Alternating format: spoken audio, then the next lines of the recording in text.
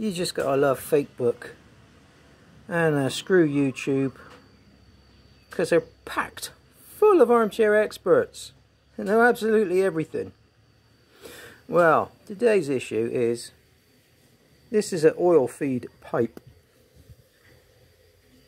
For those that aren't aware, there's the bolt that goes down through the middle.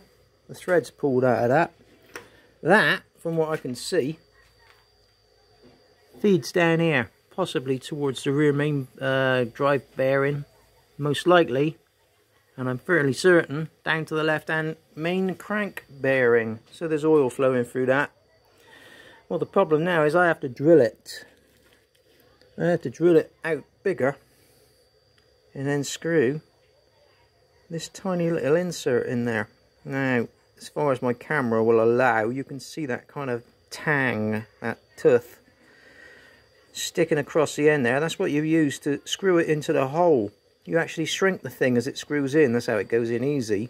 And when it gets in there far enough, you then hit it with a hammer and a punch and it snaps off. You can see a tiny little indent right next to my thumbnail.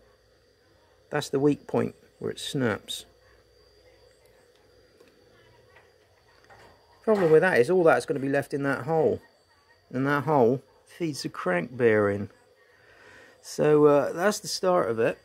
The other problem, which I highlighted in my video yesterday, if anyone bothered to watch it, is when you try and stick the drill down there like that, you can't get the drill 90 degrees on to the hole. You get off me, you flying thing. No, don't land somewhere else. Off! Excuse me. I don't like flying things. Oh, you little prick. I digress. So the drill is hitting on the cylinder head. There's only one way out of that, or so we'd think. Yeah, take off the cylinder head. Well, I've just put it back on, so I'm not too keen to do that. So what I've actually done is I found myself this wonderful drill. Look at that. I've had this drill about 8 years, I think. And it came with this right angled attachment, which I thought at the time that would be really useful one day. Well, 8 years later, one day's here. So what we've done is we've tried to get that in there, but it's still hitting on the cylinder head.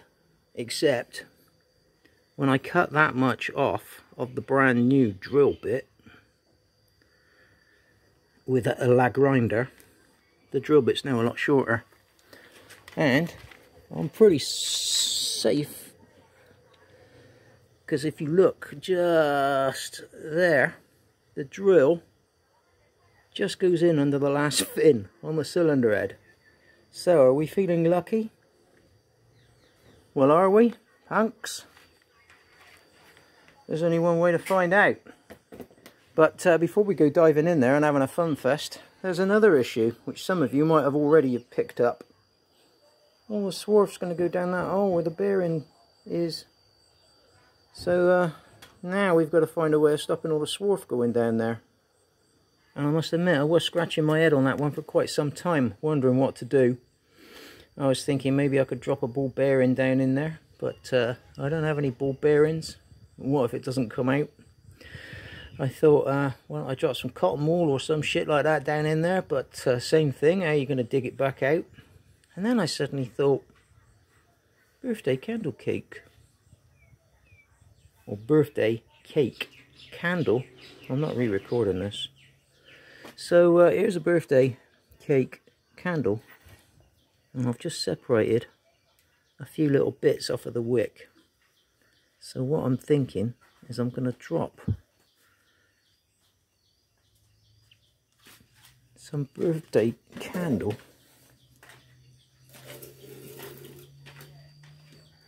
down into the hole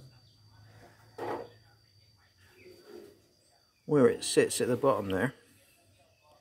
Hopefully it will catch all the swarf and the tang.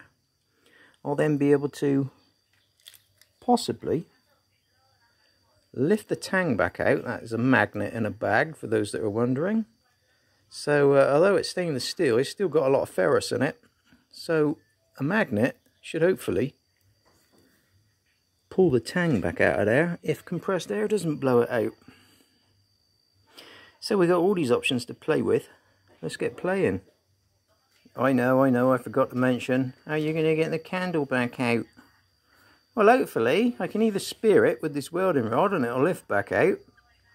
Or I can heat the welding rod up with a tiny little hook on the end, twist it around in the hole, and hopefully it will cool down and grab hold of the candle wax. And if all that fails, we'll just have to stab away at it and pour a load of thinners in there and dissolve it. And then hopefully blow it out through the bearing casing, because I've already run an airline in there and I can hear it all blowing into the sump and out through the breather. So that's what we'll do. We'll hopefully clear the bearing race by blowing it all into the sump. Right then, fun time. Right, I can't see if it's straight back to front. We're just gonna have to go with it. Ooh, maybe low speed might have been nicer. Back out, mister. Alright, going slowly.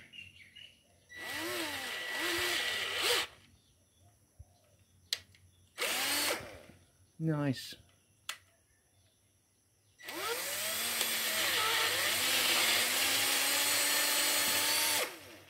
Right, pause that a minute. Oh, look at that lovely mess down in there. Are we going to clear that?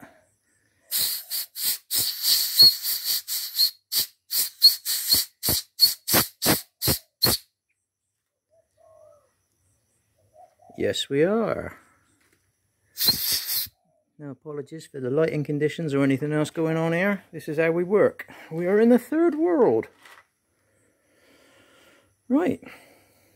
Oh, I didn't bother checking the tap. Oh no, the tap's bound to go in there, but that's the next trick.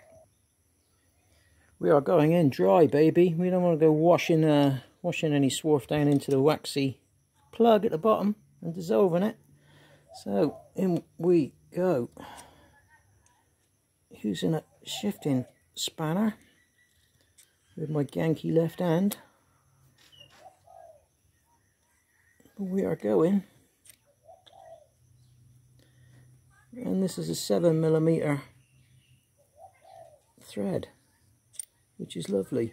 7mm. One of Honda's brainwaves. Right, now I'm struggling with my left hand, so you'll just have to wait till I've finished. Right, so we've bored a nice little thread in there. I suppose we better check the installed depth next. So when it's all screwed in there, it's going to be about that deep. I've gone about 3 or 4 mil beyond that. So if you can see by the red mark there, that's how far I've tapped. So we're pretty much in there. Next thing we need to do is clean all that swarf out again. And shower me in your aluminium, love. It's hooked up on the my wax plug hasn't fell out yet or shot out. Right, so can you see? No, you can't.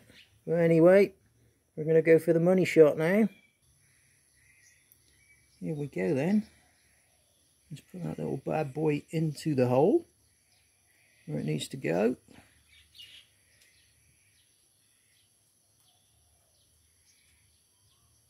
It seems about flush, maybe a gnat's nidger more.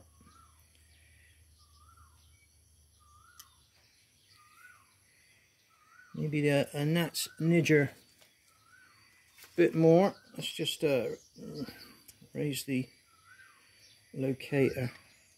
Try and find the tang. Oh, I've got it first time.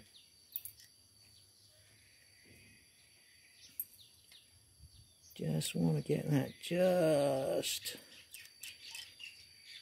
below the surface. Yeah, that's good enough. Now for the scary bit. Just before we do that, I'm just wondering if I could get the pliers in there and do it, but no, the pliers are resting on the tang. They're not getting it out.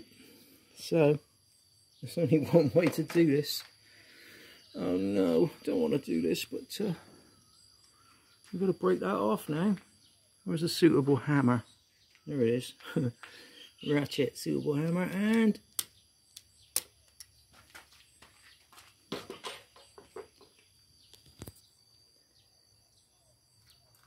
the tang's off and it's hanging out in the bottom of the hole. Now we got to retrieve it. Right, magnet, piece of discarded stick welding rod. Oh, oh, oh, slap my things and call me Nigel. And the final piece of the puzzle is the piece of wax. Right, I felt it spear. Ah! I speared it. There's the bad boy. Right. Final check.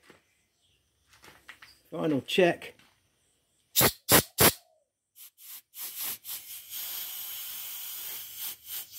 Yep, there's air coming out of the breather, so that means it's blowing down through the bearing race into the crankcase and breathing out the crankcase.